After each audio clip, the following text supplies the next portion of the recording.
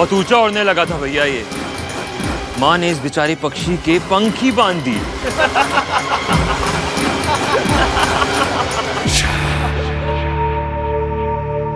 इसकी क्षमता को कम मत आंका लिया।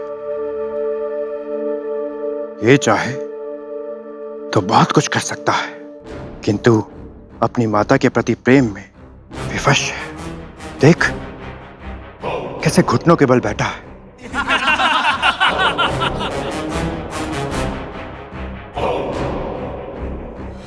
ना आंख दिखा सकता है और ना ही उड़कर हम पर आक्रमण कर सकता है।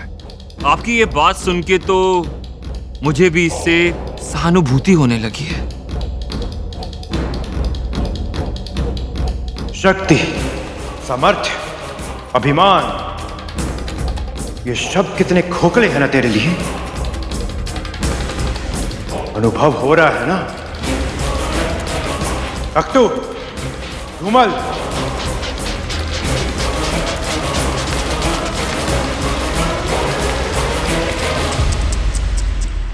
सूर्य देवता क्रोध में है। ऐसे तो तू बैठे बैठे सूख जाएगा गरुड़। हाँ, चला जा, जल पी ले। आजा ना। सोच क्या रहा है? भूखा प्यासा प्राण थोड़ी ना त्यागेगा। तक तू जल पिला इसे। अरे कहीं कुछ उल्टा सीधा हो गया तुझे तो हम छोटी माँ को क्या उत्तर देंगे गरुड़? सौतेला ही सही, लेकिन है तो तू हमारा भाई ना। चल, तू नहीं आ रहा है तो मैं ही आ जाता हूं तेरे पास। प्यारा भाई जो है तू हमारा। ले, चल पी ले गरुड़।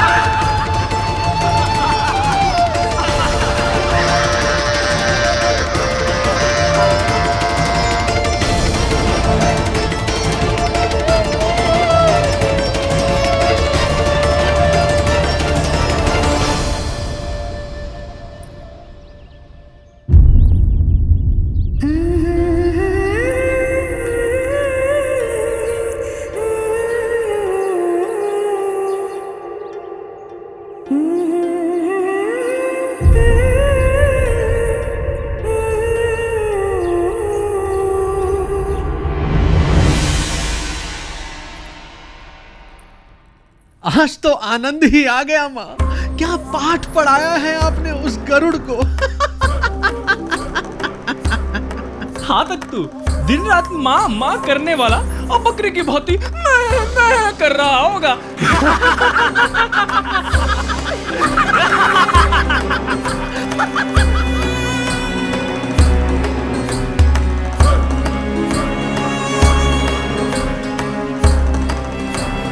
देख गरुड़, आज तेरी हट के कारण तेरी माँ इतनी विवश है कि तुझे अपने हाथों से भोजन भी नहीं करा सकती।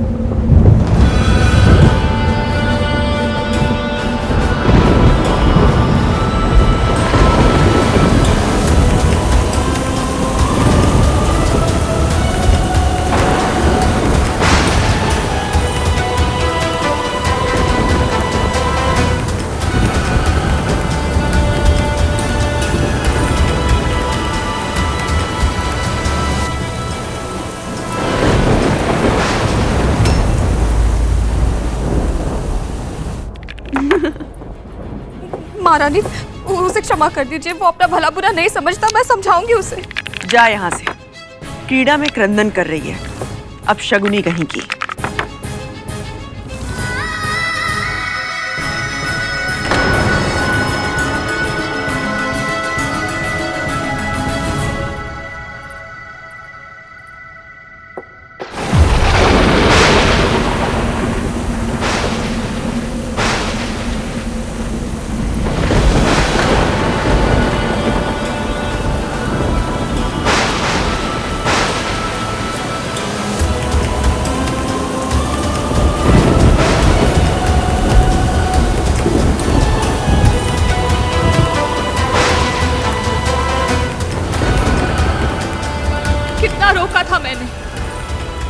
किया था राजकुमारों से झगड़ा मत कर। क्यों तूने मेरी आज्ञा नहीं मानी? चेष्टा की थी माँ, किंतु आप पर अत्याचार होते हुए देख स्वयं को रोक नहीं पाया। मैं उन्हें पाठ पढ़ाना चाहता था ताकि वो फिर कभी ऐसा दुस्साहस करने का प्रयत्न भी ना कर पाए। किंतु परिणाम क्या हुआ गरुड़? दंड तो तुझे ही मिला ना।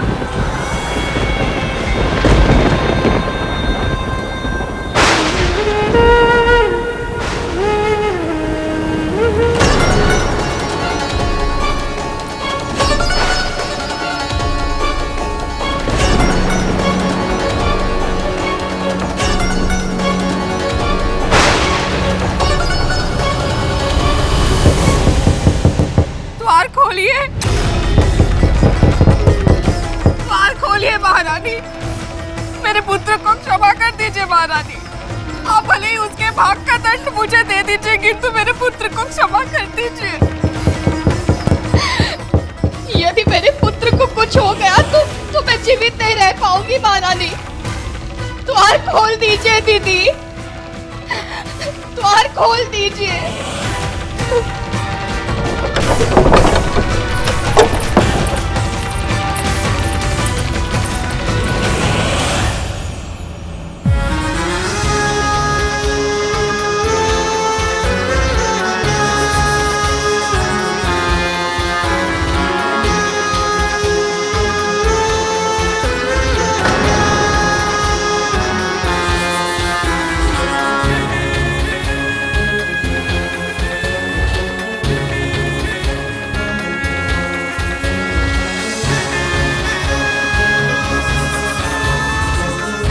जब नेत्रों में ग्लानि का बोझ हो तो दृष्टि नीचे हो ही जाती है।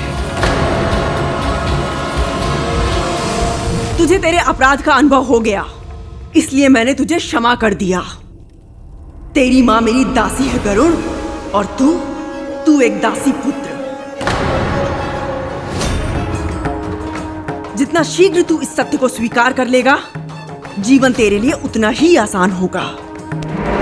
किंतु यदि तूने कभी भी मेरे पुत्रों का अपमान किया या उनका अहित करने के बारे में सोचा, तो प्रकृति की कोई भी शक्ति तुझे मेरे क्रोध से नहीं बचा पाएगी। एक बात का और ध्यान रखना कि तेरे दासत्व की मर्यादा अगर तूने लांघी तो तेरे और तेरी मां के लिए इस धरती को नर्क बना दूंगी मैं।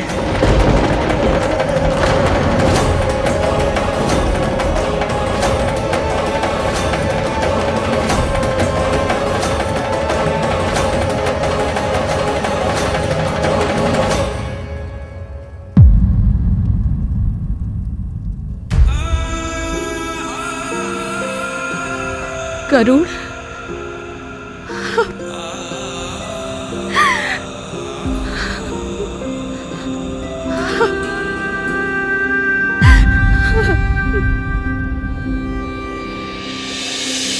सागर सी तू अपार है माँ, ये जीवन तेरा उपकार है माँ। तेरे आंचल के कोने में मेरा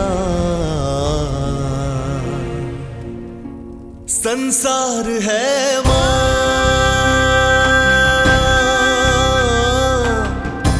संसार है माँ।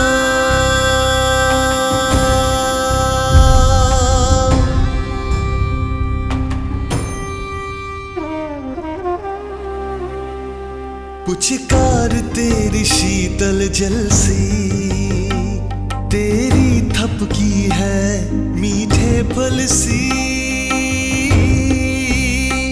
मुझे घाव कभी लग जाए तो उपचार है माँ, उपचार है माँ। तेरे आंचल के कोने में मेरा संसार है माँ,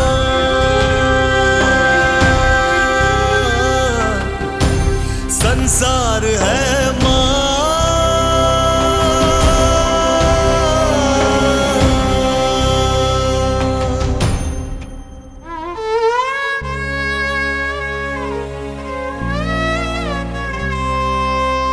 तू सारथी जीवन रथ की, तू ज्योति किरण मेरे पथ की। तेरे ज्ञान में ही मिल जाती है मुझे सोच समझ सारे जग की। मुझे भगवान के रूप में तू स्वीकार है माँ, स्वीकार है माँ। तेरे आंचल के कोने में मेरा संसार है माँ,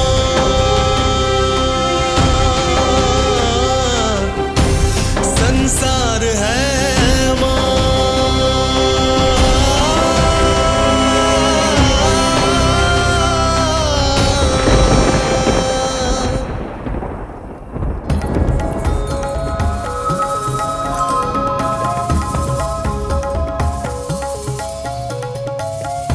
इस बार तो तूने अपने पुत्र को औषधियों के लेप से ठीक कर लिया विंता, क्योंकि मैंने उसे केवल शारीरिक चोट पहुंचाई थी, पर उसके नेत्रों में तेरे दासत्व के लिए क्रोध, अपने आदेश के लिए अवज्ञा और अपने पुत्रों के लिए चुनौती देखी है मैंने।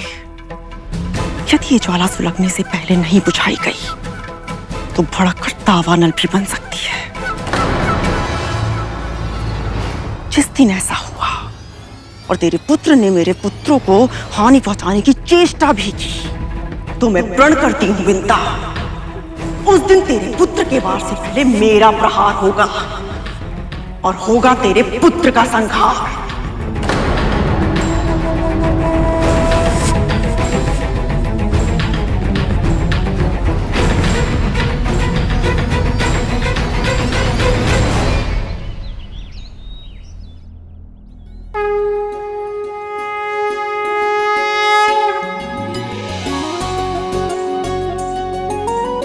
कराग्रे बस्ते लक्ष्मी कर्मथे सरस्वती करमुले तु गोविंद प्रभाते कर दर्शनम। कल रात भी नहीं सोया ना तू? जो पुत्र अपनी मां को प्रतिदिन पीड़ा सहते देखे वो भला रात में सो कैसे सकता है मां?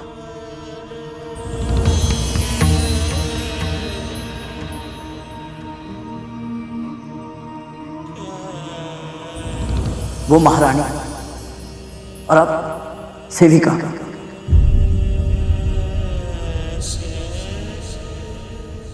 ऐसा क्यों मां? अब कैसे उनकी दासी बनी?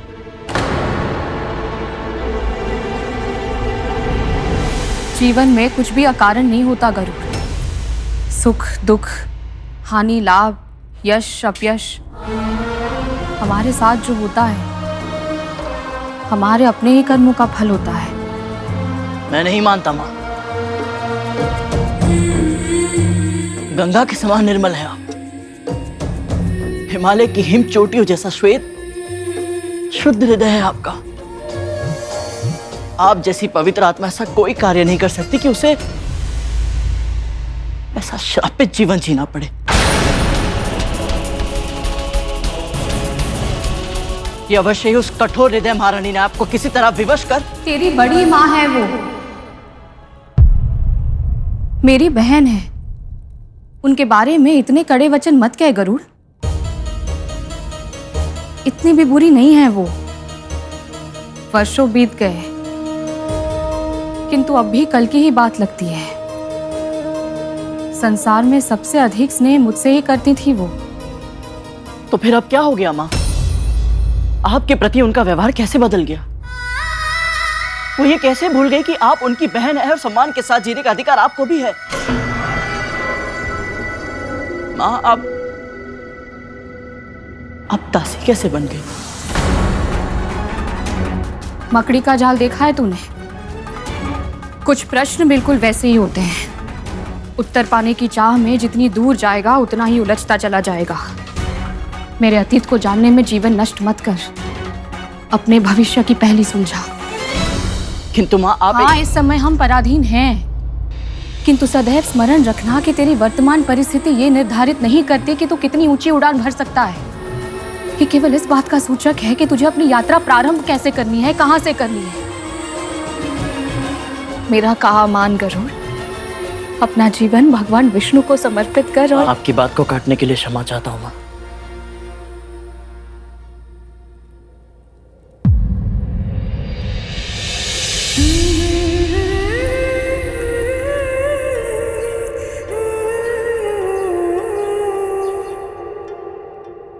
किंतु मैं अपना जीवन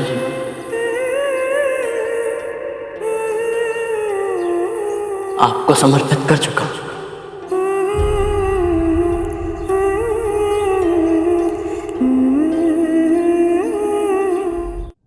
मां, जब तक मैं आपको ये दास्ता की बेड़ियों से मुक्त नहीं करा देता मुझे शांति नहीं मिलेगी।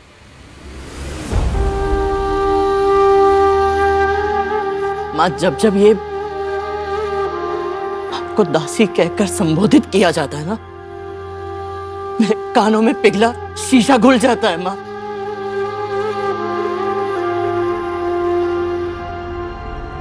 पर अब बहुत हो चुका, मां। आपको भी अब महारानी कहलाने का अधिकार मिलना चाहिए। और मैं बस कर गरुड़, बस कर दे अब। मैंने स्वयं कद्रू दीदी की सेविका होना स्वीकार किया है, केवल वचन से ही नहीं, कर्म से भी।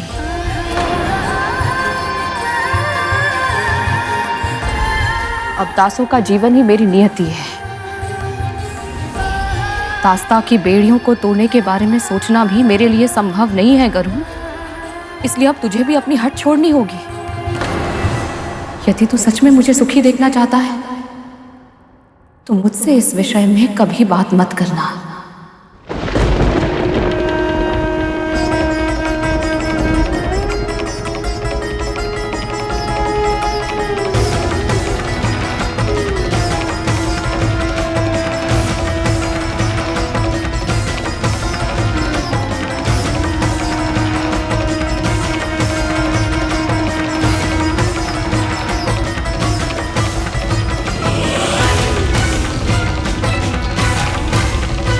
क्या है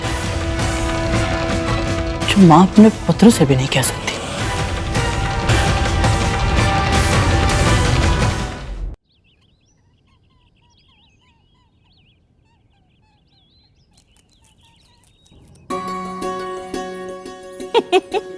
अरे अरे हाँ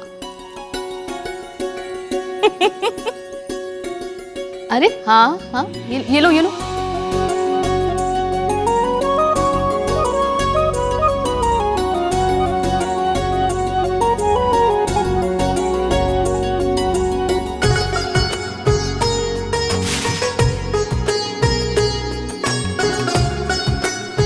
आश्चर्य है मां, महारानी ने हमारे साथ जो कुछ भी किया उसके बाद भी आपका चित्त इतना प्रसन्न कैसे? चित्त चंचल होता है गरुड़, अपनी वर्तमान परिस्थिति से कभी संतुष्ट नहीं होता। सदैव इसी सोच में व्याकुल रहता है कि कब हमारे दिन बदलेंगे, कब हमारा भाग्य जागेगा। किंतु हमें बड़ी प्रसन्नताओं की प्रतीक्षा में ऐसी छोटी छोटी प्रसन्नताओं को अनदेखा नहीं करना चाहिए। अद्भुत, आप अद्भुत है मां। तन को कितनी भी पीड़ा मिले ना, आपका मन भटकता है ना मस्तिष्क विचलित होता है। मां, मुझे आप जैसा बनना है।